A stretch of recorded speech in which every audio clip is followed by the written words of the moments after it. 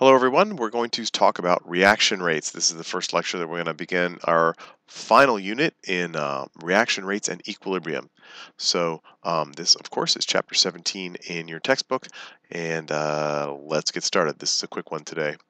All right, the reaction rate is a measurement of how quickly a reaction passes. And if we think about this conceptually, as time passes, the amount or the concentration of the reactants will decrease. Remember these brackets, we saw these back in our solutions unit when we were talking about molarity. This means concentration. The bracket around something means concentration. So as time passes, the concentration or the amount of the reactants will decrease and the amount of the product will increase. So concentration of, where's my mouse? Concentration of reactant decreases, concentration of product decreases. And that corresponds to our reactants turning into products.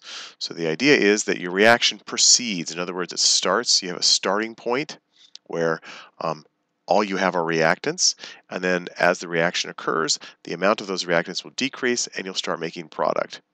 All right? And of course, the idea of equilibrium, which we'll get into in a different lecture, is the balance between how far this reaction will proceed. Do all of the reactants react to produce product 100%, or does it stop at some point? And we'll talk about how that works in a different lecture. Our ideas around reaction rates derive from collision theory. So collision theory tells us how reactions will occur. A reaction can occur if the particles that we're talking about collide. They have to bang into one another. All right. In other words, they have to interact. The molecules can't react if they can't touch each other. Not only do they have to collide, but they have to collide with the correct orientation. In other words, they have to have the right relationship to one another. They're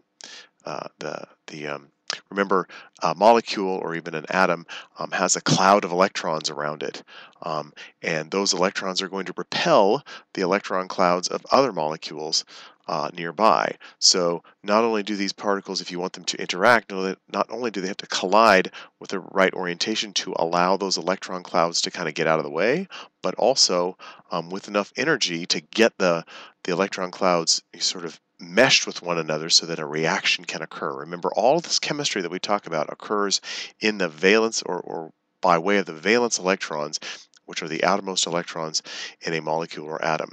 So those so not only do those atoms or molecules have to get close to each other, they have to have the right orientation with regard to each other, and they have to collide with enough energy to produce a reaction. There are several different factors, 5 different factors, that affect how fast a reaction happens. And just as a heads up, I abbreviate reaction RXN. All right. So here are 3 factors that affect a reaction rate. One of them is temperature, one is concentration, and one is particle size. So temperature affects the reaction rate in the following way, which probably doesn't surprise you at all. As temperature increases, the rate of the reaction will increase. That should make sense because if you think about what we just said with regard to collision theory, molecules or atoms have to collide with the correct orientation, but also with enough kinetic energy. And so since temperature is a direct measurement of kinetic energy, it makes sense that the higher the temperature, the more the kinetic energy the molecules have, and therefore the more likely they will be to bang into one another hard enough to make something happen. Concentration. As the concentration increases, the reaction rate will increase. This should also make sense. If you've got a beaker and you imagine that there are 5 hydrogen H2 molecules and 5 O2 molecules in this giant beaker, in other words, very low concentrations of these 2 reactants, their concentration is very low and it's unlikely that they will bang into each other. If in that same beaker you've got 10 million H2 molecules and 10 million O2 molecules, it's much more likely that they're going to collide with one another and allow a reaction to occur. So I think that helps us understand that it makes sense that as the concentration of the reactants increases, or as you add more reactant, the reaction rate should increase. Particle size might be a little harder to grasp, but it is another factor that affects the reaction rate. So smaller particles have more surface area. In other words, if you, and we kind of looked at this a little bit when we were doing our Alka-Seltzer lab, if you have an Alka-Seltzer tablet that's not ground up, it's a whole tablet, and you drop it in a beaker of water, it will dissolve. But if you first grind up that tablet into powder and then drop the powder into the beaker of water, it reacts much faster. And that's because all the particles are broken apart into the one big particle, the pellet or the tablet, is broken apart into lots of smaller particles with more surface area. And that and as the particle size gets smaller, in other words, as you grind up that tablet into tiny little pieces, the surface area goes up, and that means the reaction rate can increase. That's because more surface area means more area is available to bang into other molecules and react. So the more surface that's available, the faster the reaction rate will go. There are two other factors that I want to mention that affect reaction rate. Those are catalysts and inhibitors. You may have heard of catalysts before, hopefully, if you took biology. You heard about enzymes that are catalysts. A catalyst is basically a compound or a substance that increases the rate of reaction, and it does so by lowering the activation energy.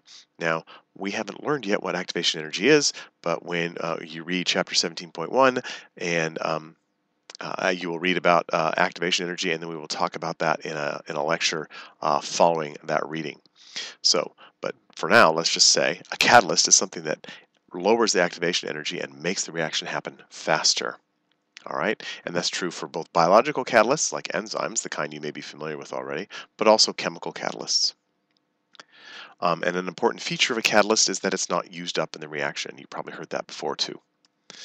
An inhibitor is something that interferes. That's what inhibit means, to interfere or to prevent something from happening. So an inhibitor is something that interferes either with the catalyst or just with the reactants in general. It may be something that prevents the two reactants from coming together. And collision theory tells us that a reaction can't happen if the reactants can't bang into each other. So if there's some compound that prevents one reactant from colliding with another, that would slow down or reduce the reaction rate. That's all we have for now. So hopefully you'll have some questions for me when we touch base on this lecture next time. Thanks.